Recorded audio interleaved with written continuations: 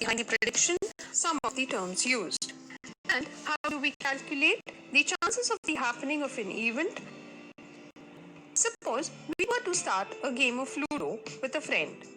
And to decide who goes first, we toss a coin. The person getting ahead would start the game. Once tossed, there can be two results.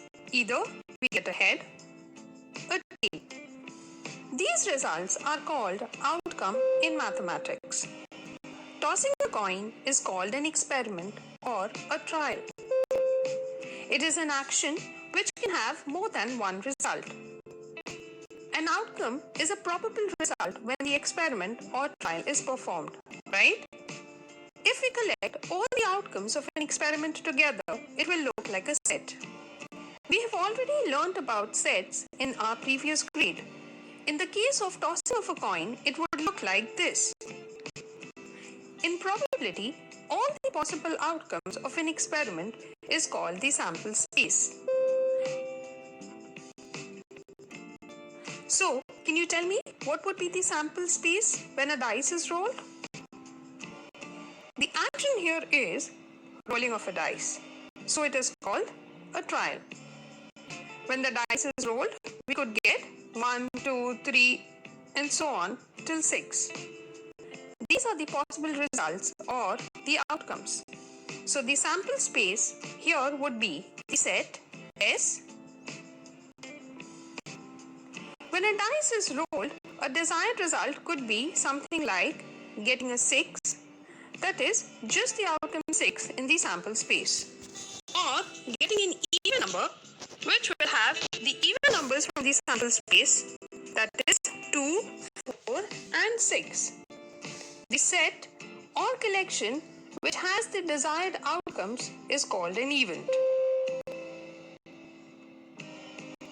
To calculate a probability correctly, it is very essential that we write our sample space correct. So far, we have seen two parts. First one is the prediction of the texts while messaging and tossing of a coin or rolling a die. Tell me friends, are you able to connect to them? Let's discuss. At least by now, if one would ask you what is the chance of getting ahead when a coin is tossed, you would simply say 50%, right? But if I tell you when I tossed this coin 100 times, I got head as an outcome 85 times. Will you still say that there is a 50% chance of getting ahead? No, right? So friends, basically there are two types of probability, experimental and theoretical. And for the same event, the answer can be different. So let's see an example and then we'll solve a question. Suppose Team A and Team B were to play a game of cricket. At the beginning of the match, if we were to predict the winners of the match when we know nothing about their earlier performances, we would say they both have 50-50 chance of winning. This is called theoretical probability. Suppose in the past they've played 10 matches, of which Team A has won 8 of them.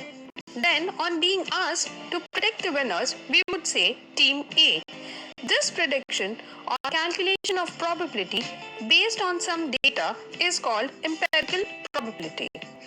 Now, I hope there is no confusion about empirical and theoretical probability.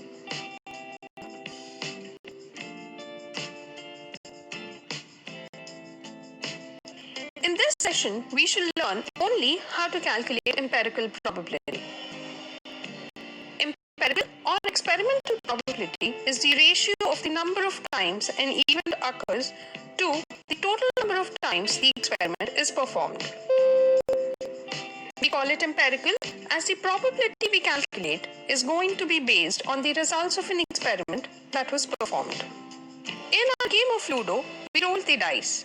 Here, the list of possible outcomes was, so the sample space was, suppose by the end of the game, the dice was rolled 500 times and the observations were recorded as, what is the probability that when the dice was rolled, 4 was on top? The result was an odd number.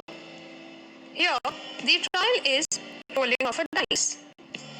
The number of trials is 500. The desired event is getting a 4. So, using the formula for empirical probability, probability of getting a 4 is 94 upon 500, or for the second part, the desired event is getting an odd number. Of all the outcomes in the sample space, the odd numbers are 1, 3 and 5. So, the probability of getting an odd number is 96 plus 70 plus 75 upon 500, or 241 upon 500, or what is the probability of getting a 0 here? Now, 0 is not a part of the sample space. So, now applying the formula, we get probability of getting a 0 is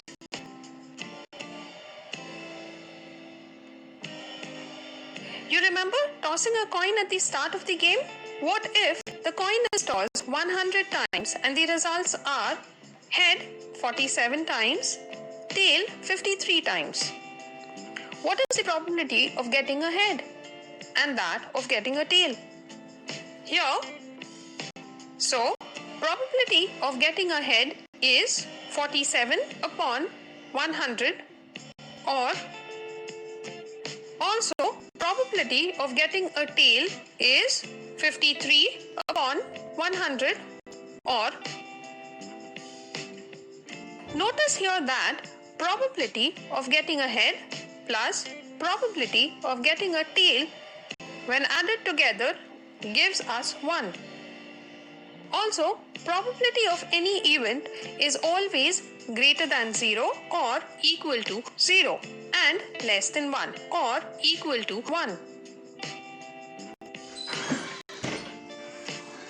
Now, a few facts about probability we can state are: the probability of an event lies between 0 and 1.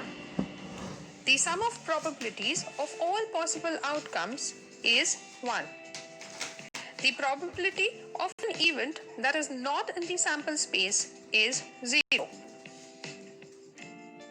With the learnings from this session, try solving this question.